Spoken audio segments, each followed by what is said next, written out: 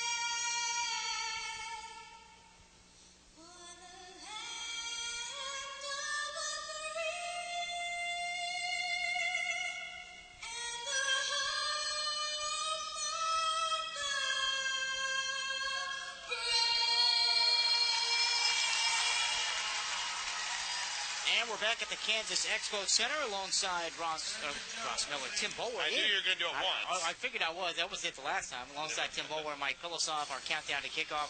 Let's go ahead and meet tonight's offense and defensive starters first.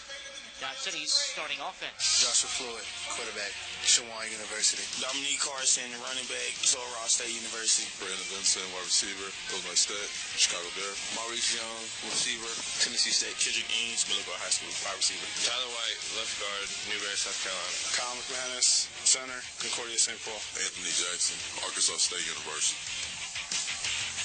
All right, there's the offensive starters. Let's meet Todd Middleton starting defense.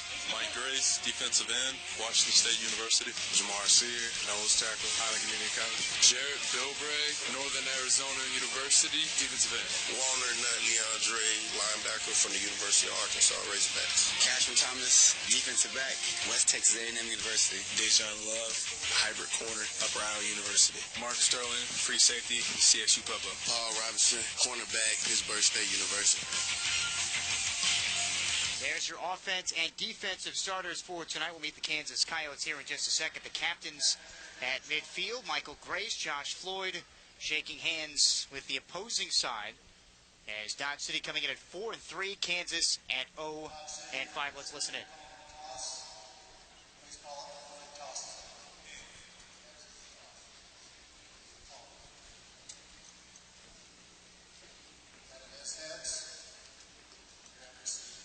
So Dodge City wins the opening toss. They elect to receive. The opening coin toss tonight is brought to you by Western State Bank of Dodge City. As we meet the Kansas Coyotes, and for Dodge City, getting the football first. That's what Sean Ponder likes to do. He's an offensive guy, so of course they don't want to waste any time, and they want to take the football first. Kansas offensively, on the offensive line at right guard, Kenny Ellison, a 6'1", 290-pounder from Langston University.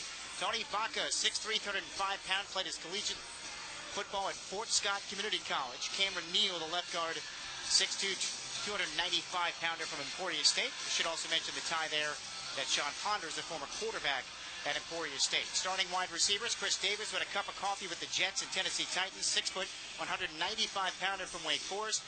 Wayne Shepard, 6'3", 200-pounder from Fort Hays State. And then Elijah James, the other receiver, 10 catches, 125 yards, 6', 215 pounds from Fort Hays State. Rustin Phillips, the former Dodge City Law, is the starting tailback, 6'3", 245-pounder from Idaho State. And Carlos Cavanaugh, who's 1-25 in his career in indoor football as a starting quarterback, is the starting signal caller. Defensively for Kansas, on the line, Ben Peaster, Jason Jones, and Furu Ambam, who played for Ryan Rhodes at Hutch. Cato Miller, the starting linebacker. Jeremy Weston, William Griffin, the defensive backs. Nate Bruno and Gerald Marshall are the strong safety and free safety, respectively. Dominique Carson will stand back. Alex Fambro is not here, by the way. He had a tryout with the Cleveland Gladiators. They have a new kicker in, but Derek Dorfler will kick things off here as we get things started from the Expo Center. We are underway. Kansas looking for their first one of the year. It bounces to one of the up men, and that is Jared Bilbray at the 19-yard line, lowers the shoulder, and he takes Antonio Clay right into the wall at midfield, and a 6-yard return, and that's where Dodge City will start first and 10. And Bilbray used to hitting people, not getting hit himself, but did a nice job in the return, gets it out to midfield. Very comfortable position for Coach Ponder's offense. The scouting report, Tim, is definitely out on Dominique Carson. And it's first and 10 Law, right in midfield on the near hash, moving from right to left in the road uniforms, the yellow and silver tops, the silver pants with Dodge City in yellow going down the side of each pant, and the gray, dark gray helmets as Ings and Benson go wide right. Young to the near side left, Carson to the left of Floyd in the shotgun, facing a three-man front. Takes the shotgun snap, here comes the blitz. Well protected, steps up, locks one down the middle, wide open Young, and it's incomplete. Pass was low, Floyd went down. And the back official actually acted as a defender right there. Shielded the receiver from the ball, Young. Otherwise, that might have been a touchdown because Floyd had to worry about throwing it over the official. Josh Floyd's pass a little bit underthrown, but as you mentioned, there was an extra defensive back for Kansas back there in the official. Vincent wide right, Maurice Young to the near side left. Kendrick Ings on a slot right. Floyd out of the gun on 2nd and 10 from midfield. Takes a chest-high shotgun snap, a delay. Handoff Carson running off right guard. And he scoots into plus territory down to the 22. Van Peester, who played collegiately Missouri Western, grabs him around the waist and drops him after about a 2.5-yard gain. It'll be 3rd and 7. Carson's going to get more of a workload now, the release of D.D. Holyfield. It's going to allow him to showcase his talents a little bit more, but it's also going to mean he has to pick up a few more carries per game. Kendrick Ings, as Holyfield was released earlier this week, we'll see some carries as well. 3rd and 8, Dodge at the plus 23. 3 receivers, 2 left, 1 right.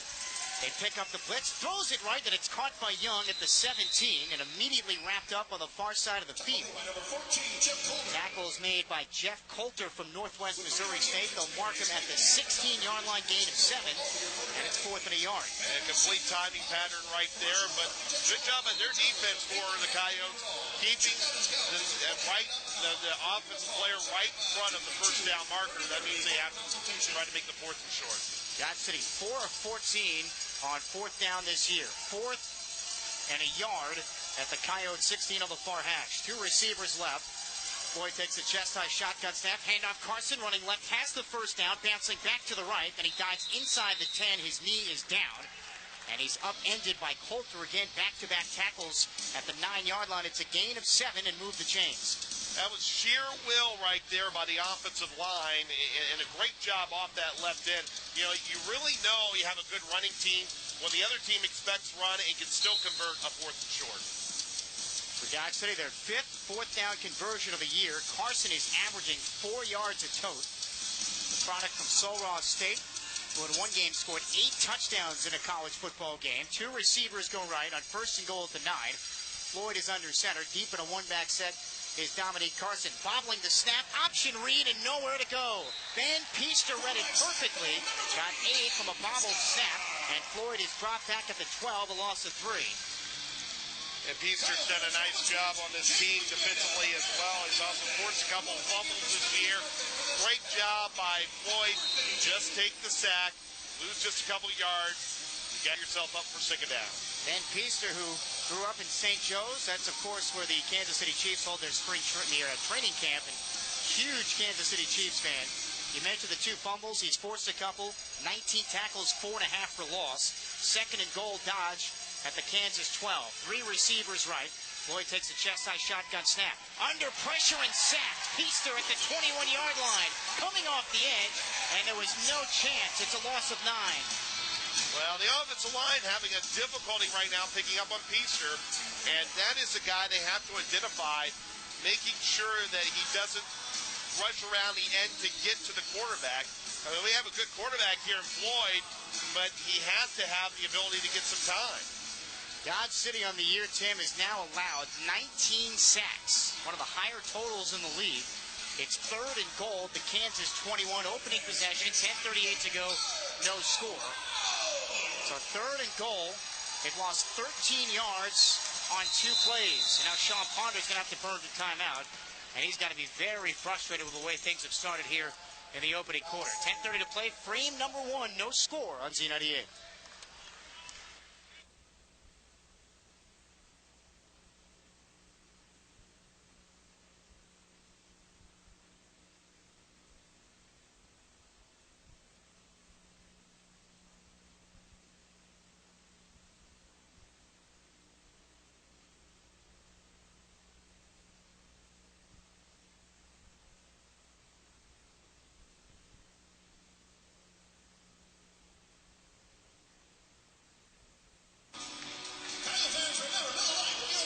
Inauspicious might not be the word to describe it, but with 10:30 to play in a scoreless first, Dodge on their opening possession, they had 1st and goal at the 9.